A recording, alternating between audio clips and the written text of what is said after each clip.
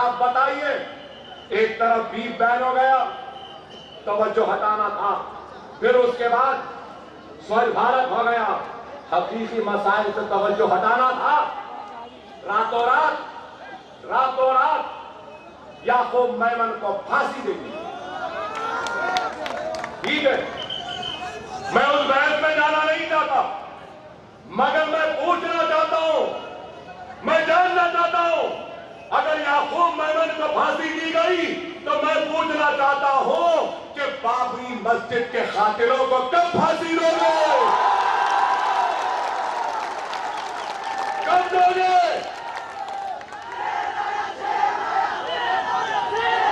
हम बम धमाकों की मजम्मत करते हैं, मासूम लोगों की जान गई, हम किसी खातिर का साथ नहीं देंगे, लेकिन हम ये कहते हैं कि इंसाफ बराबर मिलना चाहिए। वो राजस्थान का गवर्नर बन गया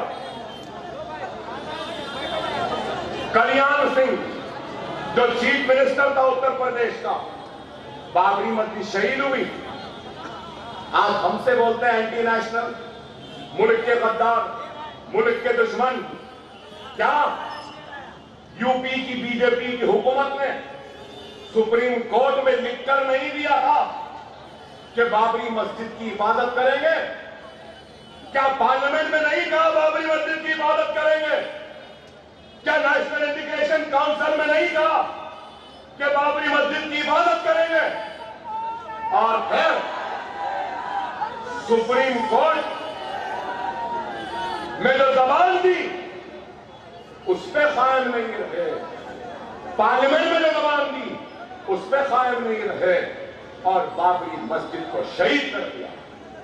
अरे मैं कहना चाहता हूं, बाबरी मस्जिद बेशक मुसलमानों की मस्जिद है, लेकिन उस मस्जिद के साथ साथ हिंदुस्तान के सेक्युलरिज्म को भी गिराया गया, तोड़ा गया और हिंदुस्तान के सेक्युलरिज्म को भी खत्म करने की कोशिश की गई। बाबरी मस्जिद सिर्फ मुसलमानों की अल्लाह के घर की निशानी नहीं, बाबरी मस्जिद हिंदुस्तान के सेक्युलरिज्म की भी निशानी थी। क्या नहीं थी? फिर आज कब मिलेगी इनको सजा? मेरा सवाल, कब दोगे उनको सजा? नरसिम्हा राव ने क्या कहा पार्लियामेंट में बाबरी मस्जिद की शहादत के बाद? वो लोग जिन्होंने मस्जिद को गिराया वो लोग एंटी नेशनल एलिमेंट्स हैं। अरे हम आह भी करते हैं तो हो जाते हैं बदनाम, हम आह भी करते हैं तो हो जाते हैं बदनाम, वो हत्या भी करते हैं तो चर्चा नहीं होती। क्या मेरी बात गलत है? अब वो एंटी नेशनल आज बड़े बड़े कुर्सियों पे बैठ गए और हम कुछ थोड़ा बहुत बोलते हैं तो बुरा दिखता है। ऐसा क्यों बोले, वैसा क्यों बोले, अकबर ओवैसी ऐसा क्यों बोला, अकबर ओवैसी वैसा क्यों बोला, अकबर ओवैसी ये क्यों बोला, अकबर ओवैसी वो क्यों बोला। अरे 70 बरस से तुम बोलते रहे, अरे हम आज बोल रहे हैं तो बुरा दिख रहा है। अब वो दिन गया जब तुम बोलते थे हम सुनते थे, अब हम बोल रहे हैं तुमको सुनना पड़ेगा। अरे समझते थे कि हम गूंगे हैं, नहीं, हमारे हलक में भी जबान है। अगर तुम हमको छेड़ेंगे तो हम तुमको भी छोड़ेंगे नहीं।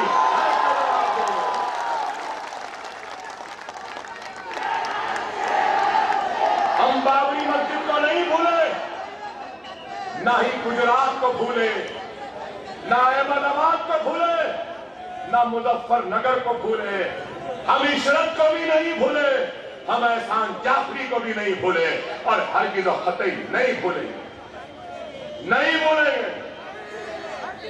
अरे आज हम अपने हक की लड़ाई लड़ रहे हैं, इंसाफ की लड़ाई लड़ रहे हैं। आज मैं बोलूं तो बुरा दिखेगा।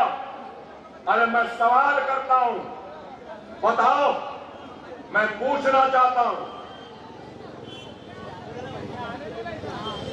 मालेगांव का धमाका हुआ,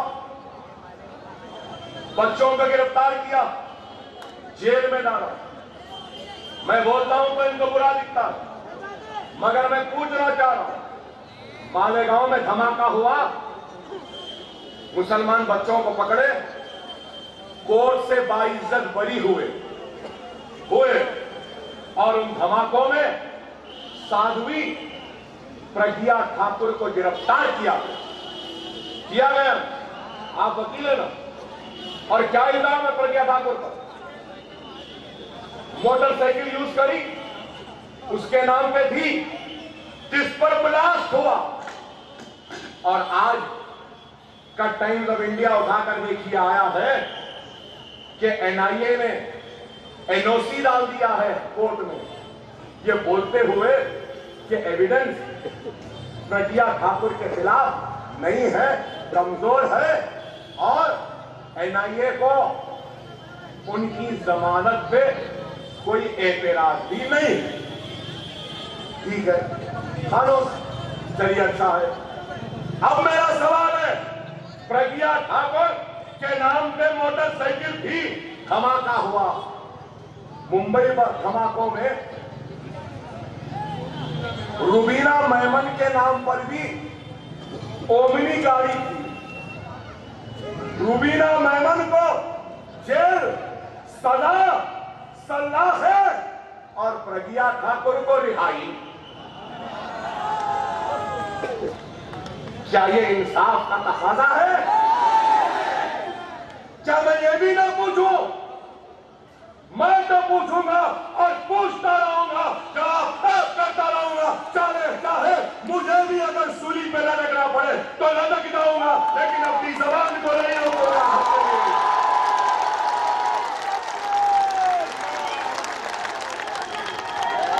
क्या ये इंसाफ है? गोधरा में जो मुल्जिमीन, जो कातिलों को पकड़ा गया, उनको सजाए मौत दी गई। अच्छा करे, कातिलों को सजाए मौत होनी चाहिए, मैं उसके खिलाफ नहीं, लेकिन मैं पूछना चाहता हूं, नरोडा पाटिया के कातिलों को फांसी क्यों नहीं दी गई? ये मेरा सवाल है। नरोडा पाटिया के कातिलों को सजा हुई, सजाए मौत नहीं हुई। गोधरा ट्रेन जलाने के कातिलों को फांसी का ऐलान। गुलबर्ग सोसाइटी, एहसान जाफरी का कत्ल, उन कातिलों को सजा, लेकिन सजाए मौत नहीं। सरदारपुरा के कत्लेआम पर सजा हुई, लेकिन सजाए मौत नहीं। अरे ये इंसाफ में आज ऐसा क्यों हो रहा है? ये मेरा सवाल। क्या मेरा सवाल गलत है? क्या मैं सवाल ना करूं? अरे कोई करे या ना करे, हम तो ये सवाल करते रहेंगे और बराबर पूछते रहेंगे, क्योंकि ये सवाल हक है, ये सवाल इंसाफ है। हम इंसाफ का मुतालबा कर रहे हैं, लेकिन आज हम अपनी हक के लिए आवाज उठाते हैं तो हमको दबाने की कोशिश होती है। अरे हम ये मुल्क के वफादार हैं, हम ये मुल्क से कभी कोई गद्दारी नहीं करेंगे। अरे ये मुल्क में हम सिर्फ 1947 के बाद से नहीं है, इस मुल्क में हम 2000 साल से रहते हुए आए हैं। इस मुल्क को हमने ताज की खूबसूरती दी है तो कुतुब मीनार की बुलंदी दी है, जामा मस्जिद दी है, मक्का मस्जिद दी है, चार मीनार दिया है। ऐ नरेंद्र मोदी, वजीर आजम हिंदुस्तान, तुम जिस लाल खले पे मेरे और हमारे हिंदुस्तान के परचम को लहराते हो, उस लाल किले को भी बनाने वाले हम ही हैं। ये मुल्क हमारा था, हमारा है, हमारा रहेगा। ये मुल्क किसी के बाप की जागीर नहीं है। नरेंद्र मोदी का जितना इस मुल्क पे हक है, अकबरुद्दीन ओवैसी का भी उतना ही हक है। जितना ये मुल्क माथे पे तिलक लगाने का वाले का है, उतना ये मुल्क एक टोपी पहनने और चेहरे पे दाढ़ी पालने वाले का है। आज यही है, हम आज अपनी हक की लड़ाई लड़ने आए हैं। आप बताइए, हरियाणा में 4 रिजर्वेशन के एहतजाज में 25 से 30 करोड़ के अमलाक लूट लिए जाते, इज्जतें लूट ली जाती, वहां पे केस नहीं होता। गुज्जरों का एहतजाज, केस नहीं। लेकिन हम जरा कुछ आवाज उठाते हैं तो हमारे ऊपर, अरे मैं कह रहा हूं, आप बताइए, डिमोनेटाइजेशन, नोटबंदी, ब्लैक मनी आया, फेक नोट आए, टेररिज्म कम हुआ, नोटबंदी के बाद हुआ ना हादसा, क्या नहीं हुआ? उड़ी का अटैक, नागोटा का अटैक हुआ, क्या है? दहशतगर्दी की बात करते हैं, पाकिस्तान से इनके ताल्लुकात खराब, कितने सीज फायर वायलेशन हुए? 130 फौजी सरहद पे शहीद हो गए। क्या ये हुक्मरानी है? बॉर्डर सिक्योरिटी फोर्स के लोगों को कैसा खाना दिया जा रहा है, टीवी में आया। क्या हमारे सिपाहियों को क्या ऐसा खाना देंगे? अरे तुम्हारे पास नहीं है, नहीं दे सकते, ठीक है, हम मुसलमान गरीब हैं, मजबूर हैं, लाचार हैं। अगर तुम नहीं दे सकते तो बोल दो, हम मुसलमान चंदा करके हमारे फौजियों का अच्छा खाना देंगे, हम देंगे ना। हम अपने घर में चूल्हा नहीं जलाएंगे, लेकिन हमारे मुल्क के सिपाहियों के पेट को भरेंगे। अरे ये लोग क्या करें बताइए? कुछ नहीं, सिर्फ धोखा, बहादुरी की बातें और कुछ नहीं। अरे नोटबंदी की बात की, काले धन की बात की, काला धन नहीं आया, किसका नुकसान हुआ? क्या कोई पैसे वाले का नुकसान हुआ? क्या पैसे वाला तकलीफ में आया? नोटबंदी, मित्रों रात में आ गए, भाइयों बहनों, आज से 500 की नोट खत्म, 1000 की खत्म, बोले 2000 की नोट आ गई। 1000 की नोट इतनी जगह लेती थी, 2000 इतनी ले। पहले 1000 का, लाख का गड्डी रखना तो जेब में दिखता था, अब 2000 तो दिख ही भी नहीं। ब्लैक मनी गया, ब्लैक मनी आया, स्विस बैंक से आया, 15 लाख आए। अरे किसका फायदा हुआ नोटबंदी से? यही अदानी, ये अंबानी, बीजेपी वालों का फायदा हुआ। अपने लोगों को पहले बोल दिए कि पैसा बदल लो, नोट बदल लो, किसका फायदा? अरे आप बताइए मेरे भाई, आज ये लोग सिर्फ मुल्क को धोखा दे रहे हैं, मुल्क की मईशत को तबाह कर, खराब हो रही है मईशत, बेरोजगारी बढ़ रही है, और कहते हैं कि हमने मुल्क के साथ किया। अरे मैं चैलेंज से कहता हूं कि 70 बरस के हिंदुस्तान के आजादी के तारीख का सबसे नाकाम वजीर आजम कोई है तो नरेंद्र मोदी।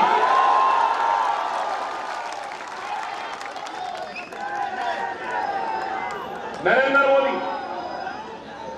क्या बिजनेसमैन है?